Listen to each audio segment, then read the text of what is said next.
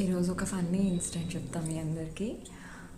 బేసిక్గా ఈరోజు మా ఆఫీస్లో 5K రన్ పెట్టారు. ఏమైందంటే రన్నింగ్ స్టార్టింగ్లో మామూలుగా అందరు వార్మప్ చేస్తారు. వార్మప్ చేసేటప్పుడు నేను ఒక పర్సన్ని చూశాను. ఆయన అరౌండ్ 50 to 60 మధ్యలో ఉంటారు. చాలా సన్నగా ఉన్నారు.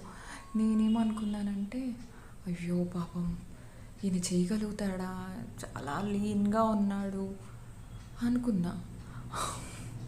కట్ చేస్తే నేను హాఫ్ వేలో ఉన్నప్పుడు ఇటు సైడ్ ఉన్నాను రోడ్డుకి.